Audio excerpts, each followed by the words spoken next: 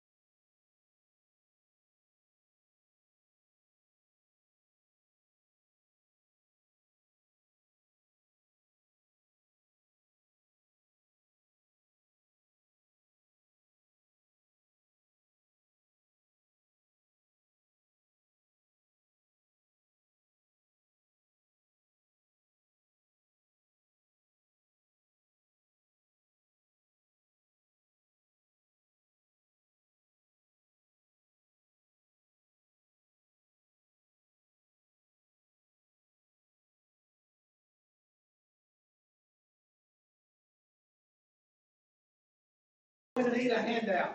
It does not have one.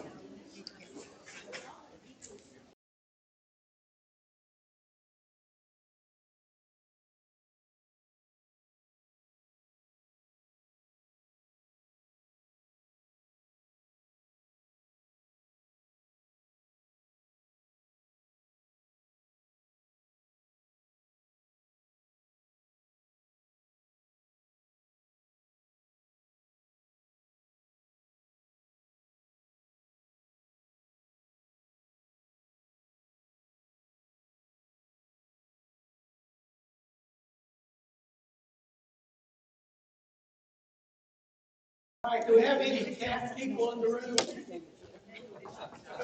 Got a few cats. Today is National Kitten Day. How about that?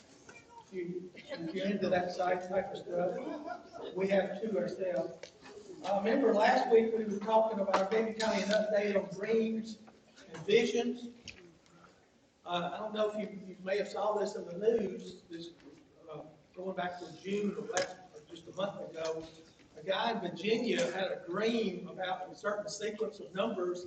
So the next day he went and put that on the lottery and won $250,000. Did you see that? Yep. So he had a dream about numbers, and so he went and played those numbers and won $250,000. I'm not saying that would work every time. I had a dream that everyone was supposed to get a ticket for me. You did what? I didn't hear you. What? I said I had a dream that everyone was supposed to get a ticket for me. Oh. How's that figure in with a cat? And she's a cat person. What are you up to now? About 312 or something like that? You don't want to know. I've been called a crazy lady. I know. Well, last year it was 189 or something, wasn't it? 238. Rhonda fosters cats and dogs. So you have all goldfish and parakeets and everything. If you were in Wednesday night's class or either watched the replay, you know that Vaughn ended class 13 minutes early, right? Those that were here. And Gary was going to take those 13 minutes as a part of his sermon. Well, we actually ended worship this morning 5 minutes early. So if I take the 13 minutes that Vaughn left and the 5 minutes that Gary left, that's 18 minutes. So we're going to be here till 11:33. No, wait. Huh? You have to divide that by the number of people that are here that were here on Wednesday. And the square root.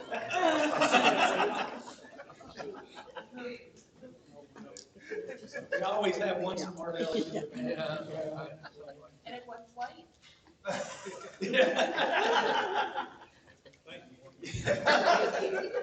So anyway, okay, Ecclesiastes 6:10 through 7:13. how to live in a world that's short and filled with so much beauty, but also so much that's tragic and out of control, is actually what the book of Ecclesiastes is all about. So far, the teacher examined life to try to find meaning. He has looked at all the ways that we try to find meaning and fulfillment in life: pleasure, work, riches, and even social justice.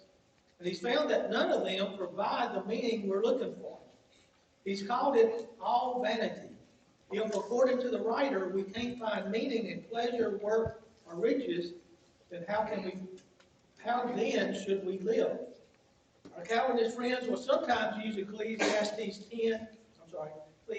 6, 10 through 12, along with other passages to support the position of election and predestination.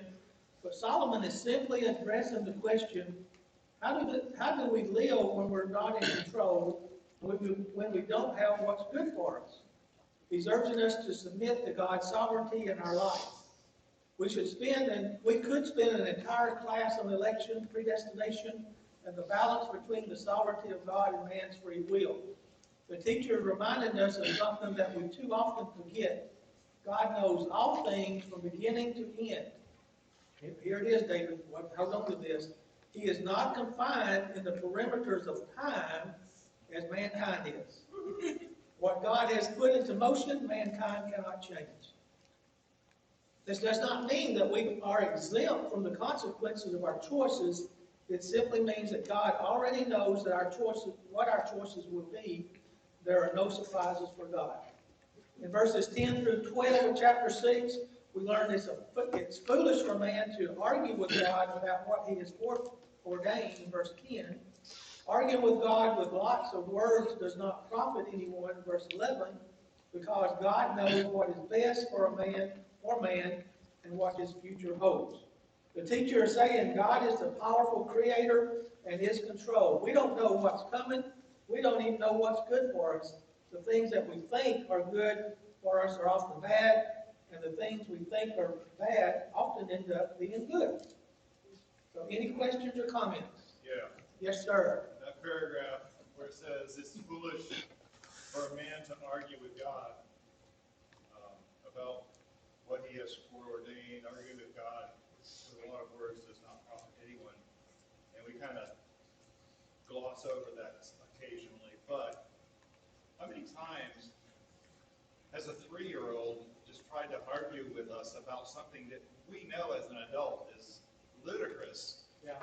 But the 3-year-old is convinced about something that is from their pen, and compared to God, we're that 3-year-old. Yeah.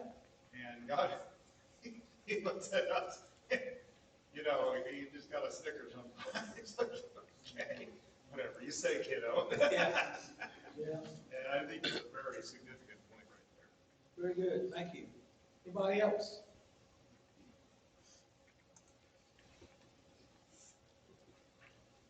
Okay, since we have plenty of time, let's read our text this morning. Who would like to read verses 10 through 12, chapter 6? I will. Okay, David. Whatever exists has already been named, and what humanity is has been known. No one can contend with someone who is stronger. The more the words, the less the meaning. How does that profit anyone? For who knows what is good for a person in life during the few meaningless days they pass through like a shadow? Who can tell them what will happen under the sun after they are gone? Okay, and now we'd like to read verses 1 through 13 of verse 7, chapter 7. Okay, Marie. 1 through 13. Yes, ma'am. A good name is better than fine perfume, and the day of death better than the day of birth.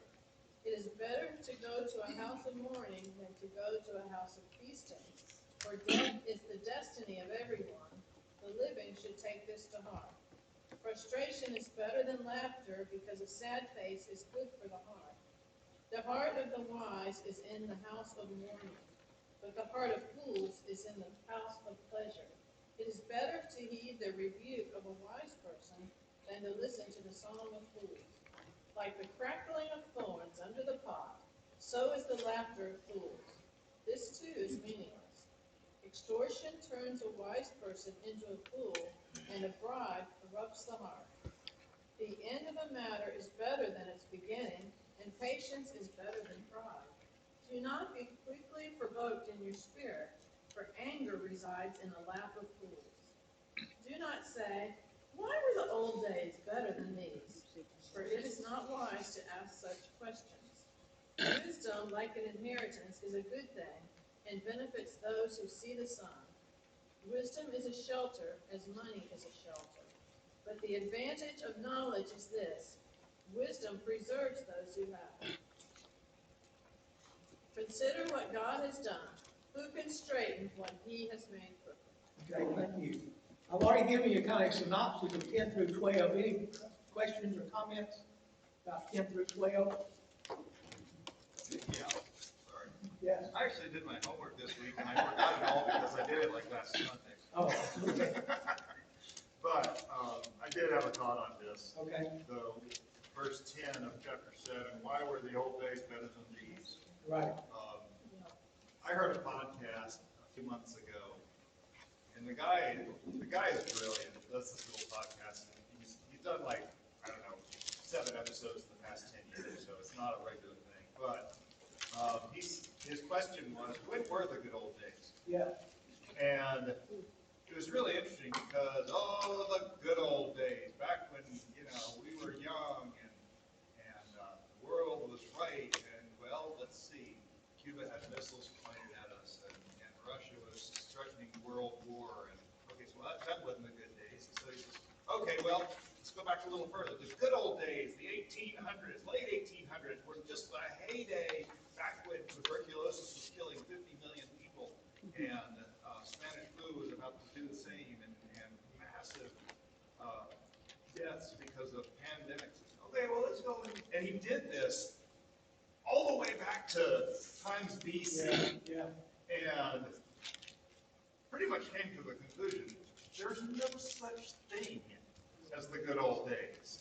There's always something, and we look at today, I've said this before in this class, I think, that, all the stuff that we're looking at today is like, the world is burdened on us and everything else. Well, there's always a world burdened on us. There's always something.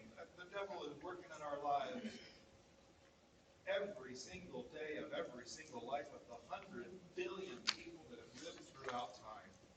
And this is just, that verse is like, oh man, I thought of that episode, like, he did it so well.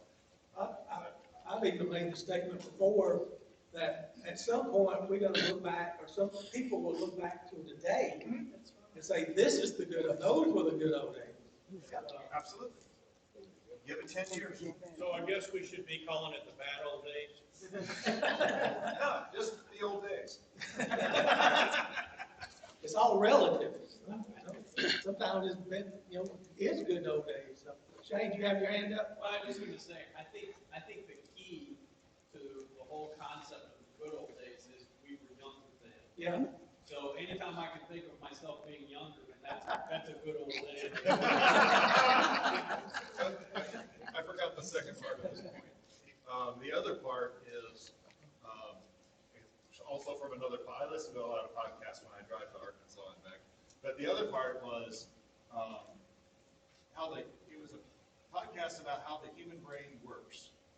And the human brain has a tendency to filter out bad stuff. Yeah. And we all know this. The kid that grows up in a bad situation, but they give a really good illustration. I can't remember who it was, but they were talking about how this kid was abused, was neglected, and everything else. But all that kid remembers is her mother being the loving person that she was, Yeah. and she had no memory of all the things. So our brain has a tendency to filter out things. Yeah, And so we remember the good, no matter what the bad we is. try to remember the good. Yeah. To counteract that bad. And the perfect example of that, we talk about the craftsmen of the old days. Yeah. Well, there were really bad craftsmen in the old days as well. Their work was forgotten because it was so terrible. The people whose work lived for centuries are remembered because they were so great. So that's that verse for me. That was your 13 minutes. Yep. Oh, well.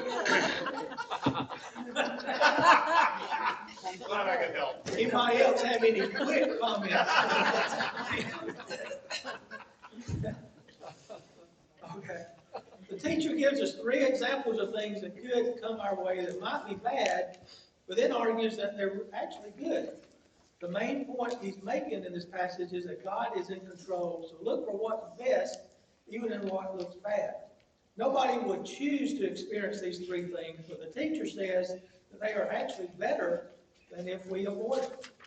First thing that we'd rather avoid, but what we can that can be very good for us is death.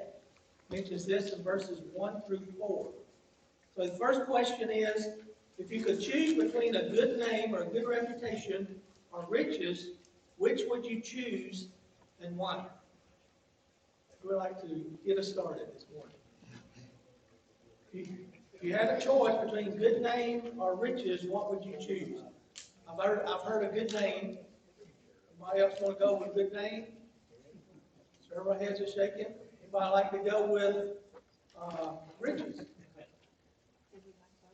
Can you have both? Well, you could. If you use the riches correctly, yeah, you could. Solomon had both. Huh? Solomon had both. He did. Jim?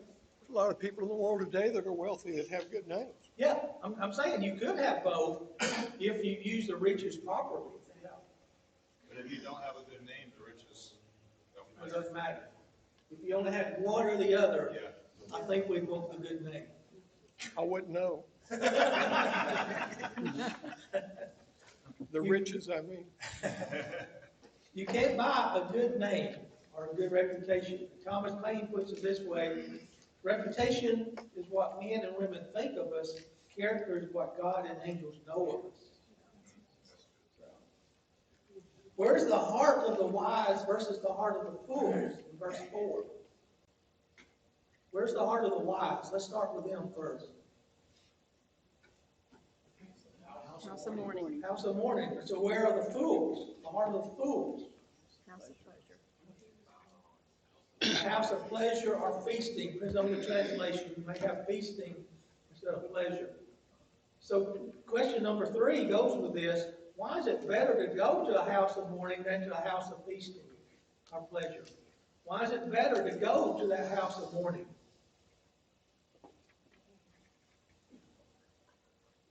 If we're just living a life as a thrill seeker, there is not a lot of value in that. Okay? I'm not saying we don't seek thrills. That is bad, but, if you're just seeking thrills, great places, whatever, just living for yourself, that's problematic. It's not living for others. Okay. It's not living for God. Very good. We got to be careful how we seek for it. How we speak, how we take it out. Marie? I don't know if this is it, but I do know that it makes being around someone who's lost someone or just being aware of it or losing does really make me know that, life is short. And we had a very particular friend that most people here know, Brad Bynum. Right. And his sudden early death had a very big impact on me, Yeah. Kevin too, I think. And frankly, I feel like I changed a lot in my marriage because of that. Because thinking, instead of being upset about little things that don't matter or, being so picky or whatever, but instead to really value my husband so much more. Change your priorities, didn't it? Exactly, and Yeah. to just think, let the little stuff go. Yeah. And so I don't know if that is what Solomon was talking about. Okay. No, that's good. That's good. I think it's a something to think that someone who is living a life to the fullest or Yeah. going out on a display of interest Right. is living for themselves. That could be done intentionally for some others. Okay. Anybody else? Just the active empathy is living for others. Yeah. A huge part of living for others, which, Jesus said that's one of the 2 greatest commands. Mm-hmm. This is what I had, because mourning comes to all people at the end of life. because we can't afford to live in denial of death. Like Marie says, we all gonna face death, just a matter of when. So which is better, thinking about our death or living in denial?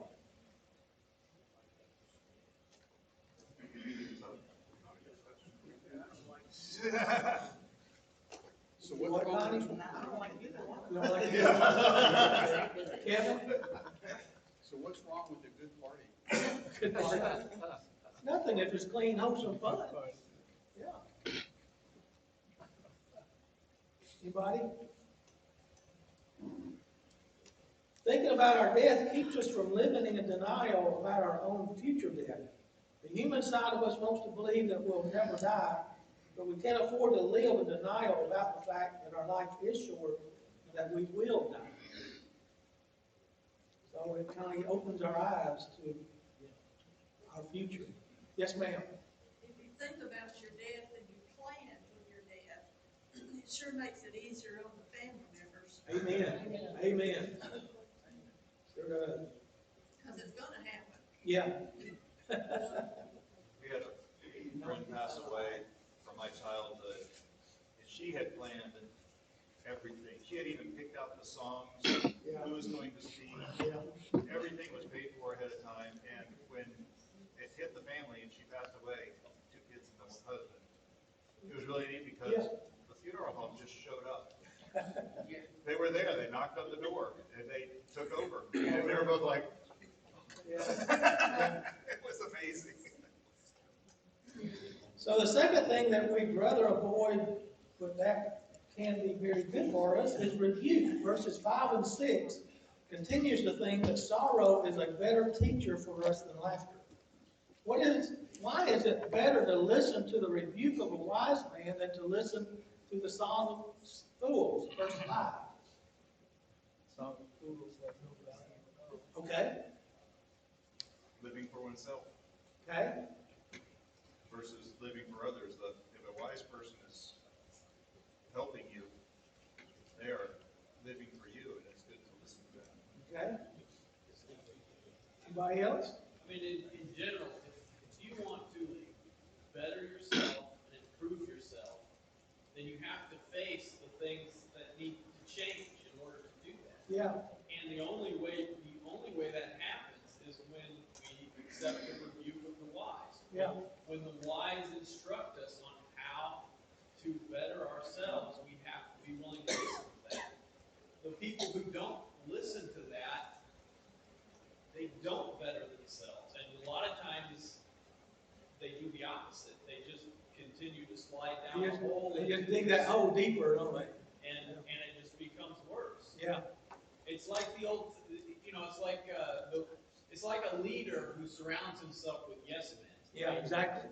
If everyone around you just tells you how great you are every day, then you'll never really get better and achieve. It's when you're willing to listen to the person who points out what you're doing wrong that you really can change. Yeah. And it's just it's a better way to live an improving life. Okay. So verse 6, to what is the laughter of fools like, Bob? It's nothing, is it? It says it's like the crackling of thorn bushes burning under a pot. So what happens when you burn thorns? Turn to ash. Before it gets to ash, baby. Play along now. Play along. Tops I'm sorry? and tops and cracks. It pops and cracks. At the same time. Yeah, a lot of noise. And usually how long does that fire last? Not very long at all, does it? And how much heat does it put out? Not much. So, a lot of noise, it doesn't last long, and you won't get much heat out of it. So, that is what the laughter of fools is about. The rebuke of wise men, like it's been said, nobody goes looking for a rebuke, but it's needed. It's better than the laughter of fools. So, any comments or questions? The third and final thing that we'd rather avoid is patience. That's verses 7 through 10. What makes a wise man foolish? Verse 7.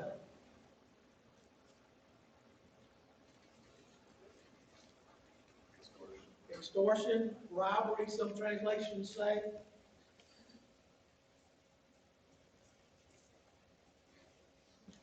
If, this is number 8, if the end is better than the beginning, verse 8, does the end justify the means? Why not? Because what we think is the end is not. Yeah, that's not what this verse is teaching. No, that's not what it's talking about. Go ahead, Shane, and explain it to us. Well, it's not teaching us to get to the end any which way we can. It's basically teaching us that when we achieve the goal and we reach the end, there's a sweetness there that transcends what is at the beginning. Yeah. And so, to me, this verse is talking about a disciplined approach to achieving the goal, not the ends justify the means. Yeah, The end, yeah. no matter how you have to get there. Does everybody understand, or is everybody familiar with that phrase, the end justifies the means? Is anybody not? Don't be embarrassed. I think your question on the paper here is answered by your thought for the day in service. Did I do that on purpose? No. It is. But it is Yeah. right on it. Sorry.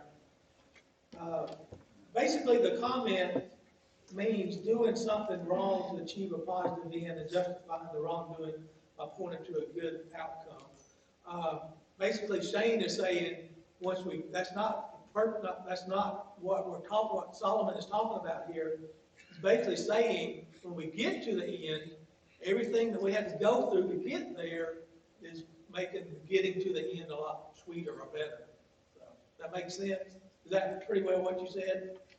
So, Also makes you stronger. usually does. You're right. Makes you stronger. Yeah. Or kills you. It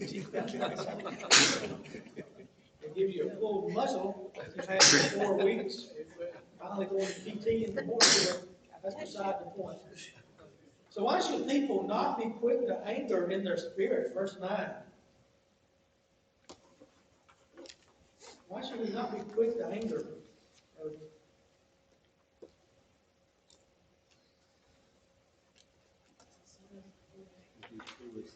Do foolish things. Anger resides in the hearts of fools. The patient in spirit are better than the pride of spirit. Verse 9 says at the end, for anger resides in the bosom of fools. You can't think rational when you think you're being foolish. Yeah. Jim? Anger drives us to do foolish things. I mean, a lot of times, some of the most foolish things I've ever done in my life, I did because I was angry. Yeah. Jim? Number 10 is an interesting verse. You mean like Yeah, we'll get there in a minute. You mean like driving in Destin traffic? Yeah, exactly. Exactly.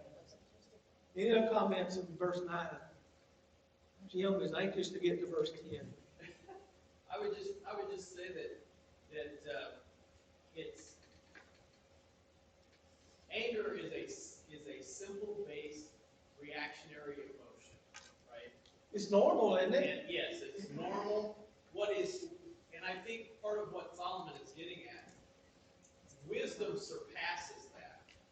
Patience teaches us to get past that basic reactionary instinct. And it takes wisdom to have the patience to get past just being gut-wrenchingly angry and reacting in a time based on our emotions. And we have to work to achieve that patience to get through life. And that is a path to wisdom, to get away from that base instinct of anger. Okay, Jared? Yeah, well, that reads further. Righteous anger is something so moral takes place in the under whatever you do that. If you become complacent with that, allow it to happen, you can't go. You can't come. But you're righteous, you have to come with wisdom. How many practices the count to 10 before you react? Method when you're angry. Okay. Larry, I'm assuming you do that every time. Now, how many like to practice that, or No, how many actually the do? question is how many actually do, because I need to learn from them. So, But we're all familiar with that statement, right? Before you react, count to 10. And what does counting to 10 do for you? Gives you time. Gives you time to think about it, to kind of work it out, whatever. A medical person will tell you that it gives you a moment for those adrenaline that suddenly start flowing to start working through your system. It just takes seconds. Yeah. So, and that's patience, isn't it? Basically what we're doing is having patience, not reacting before the It is hard to do, you're right. I think it's about 3, but that's about it. That's why you have to run. That's why you run? You do that? It gives you patience. So question number 10, and David's already touched on it, but we can unpack it a little bit more. Our memories sometimes fool us into thinking that everything was better in the past, or the good old days, but verse 10 says otherwise. What are your thoughts on this? Jim, we'll start with you. I agree.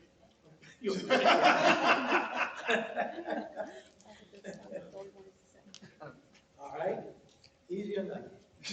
Anybody want to, go ahead. I will expand on that to the extent that back in the old days, I was taught that before you answer, count to 10. Right. But what I did was I used that 10 to load all my mental bullets to fire back. Yeah. Roger saying hindsight's 20/20. Supposed to be. Yeah, supposed to be. We should learn from all this, shouldn't we? Anybody else have a comment? When I was a kid, my parents always referred to the good old days. And so I was looking forward to when I got older, so there would be some. I mean,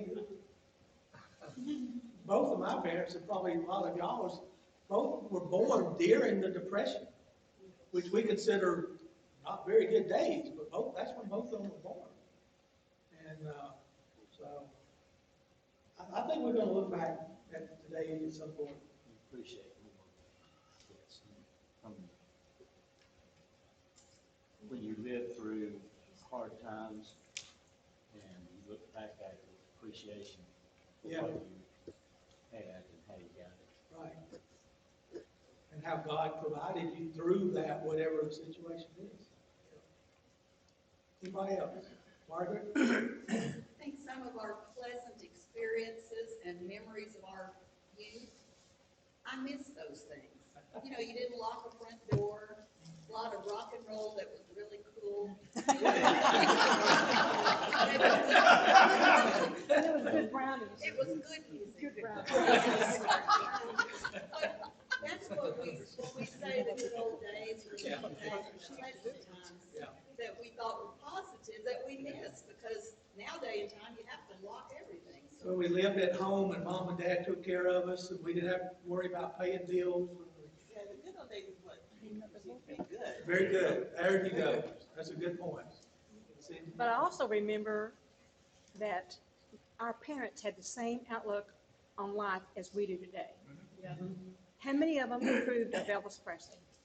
Yeah, exactly. And that's what we grew up with. Apparently Margaret's mom and dad did. Yeah. So I think it's the same for us as it was for our parents. We see how bad the world is, blah, blah, blah. And so. And they shake their heads about the youth of today. Yes. Exactly. Yes. They did and we did. And we did. Exactly. My mom liked Elvis Presley because her parents didn't. She actually met us. Put her hand on his first pink Cadillac. Yeah.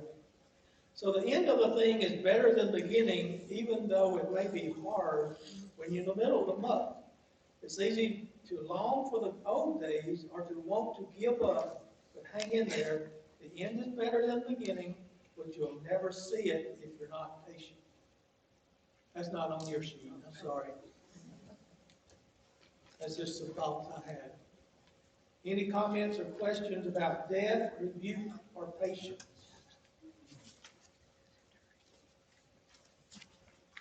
So what's really needed, the teacher says, is wisdom. In verses 11 and 12, the teacher sings the praises of wisdom. If you have wisdom, you'll be able to see the good even in what's bad. What, along with wisdom, is good? Verse 11. What does verse 11 say is good?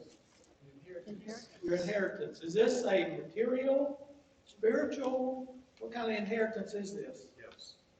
All of the above? You know, physical inheritance is just a blessing, Yeah, properly used, of course. right. But, you know, I think it can go either way. Experience. Our experience or someone else's experience? Mainly ours, but it doesn't hurt for someone else to tell us what they may have went through at some point. That would be an inheritance. That's why we That would say, be part of the inheritance, yeah. always say that, you know, the Old Testament, you know, you look at size of the Old Testament, you look at the New Testament, it was written for us to heed, to look at what happened, so we don't have to go through those same mistakes. So it's both. Yeah. And verse 12 says that both wisdom and money can be used as a defense, so that wisdom has an advantage. How is wisdom better than money? Verse 12. If you have wisdom, you'll know what to do. Exactly. And what to do if you don't have money, right? Well, you don't really run out of wisdom, you can run out of money. That's true.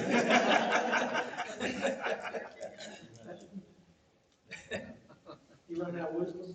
Yeah, you run out of wisdom too. You have to Oh, run okay. out of it too, when you get angry.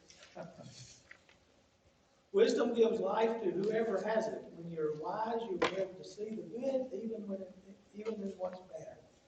So then we conclude with verse 13.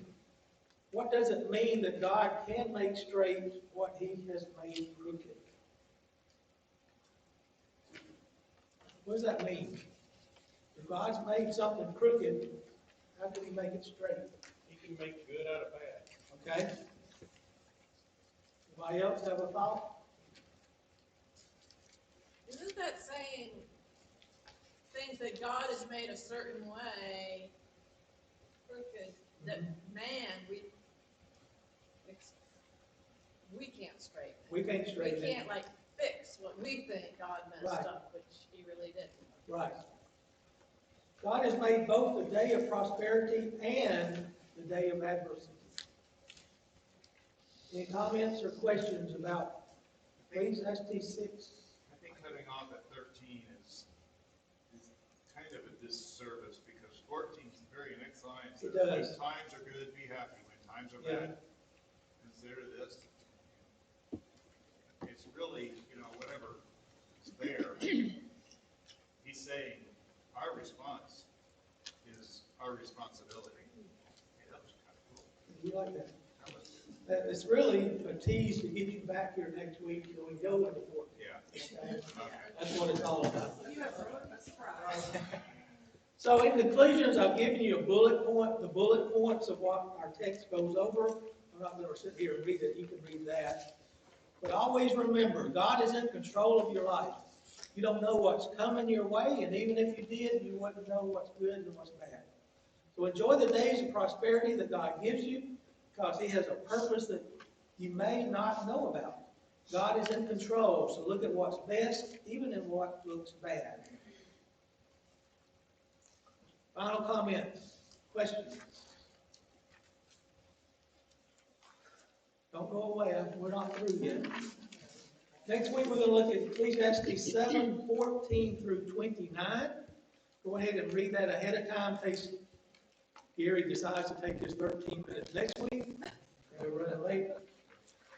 Probably, more than likely, we'll announce this because of the potluck lunch and the family meeting next week in here. We'll probably take the class into the auditorium, but we'll let you know about that ahead of time. I have a 3-minute video. I found this week. I thought it was pretty good. Everybody familiar with Paul Harvey? Okay. This is a speech he did on April the 3rd, 1965. Titled "If I Were the Devil." The words will be on the screen if you want to watch them up there, but you also have them in your notes. So David, let's get that started, and then we'll talk about it.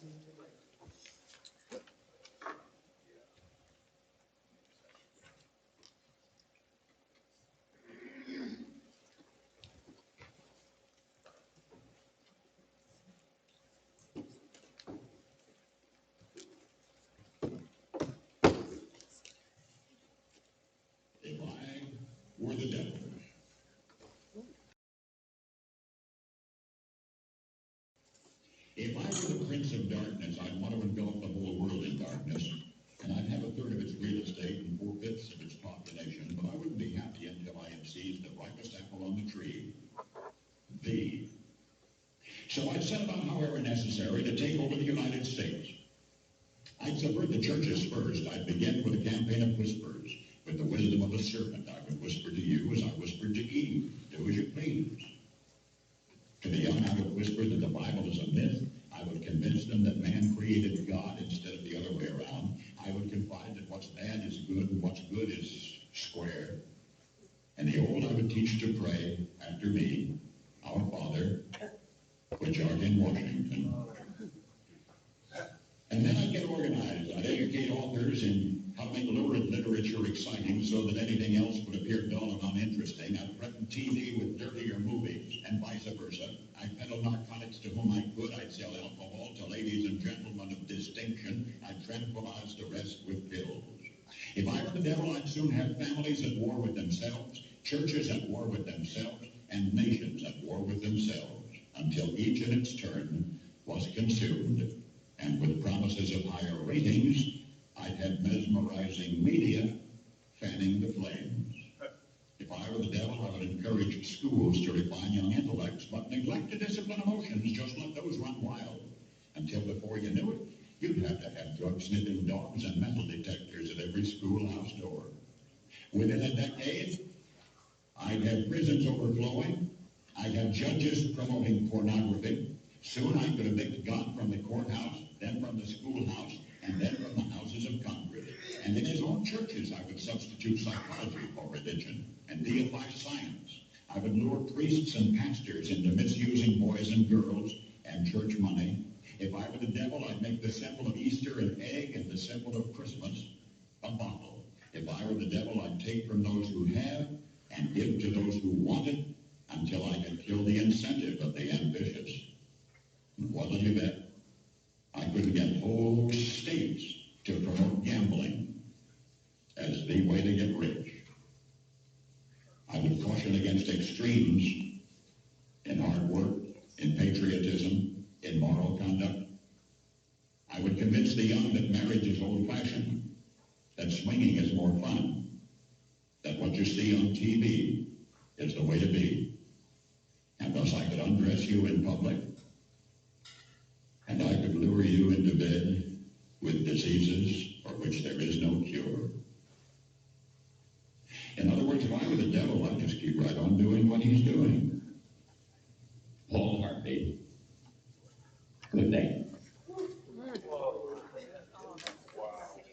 What do you think? That was a good old man. 1965 is when he did that. Wow. Those are good old days? Seems like he followed his plan. That was right on track, isn't it? I saw that this week and I said, that's too good to let it go. Anyway, you find it on YouTube if you need. I did not see what you were playing. Yeah, you didn't bring me, I didn't show it to you. When I said my comment, that's. Oh, okay. All righty, thank you for your comments, your attention, have a blessed week and a safe week, and I'll see you next week.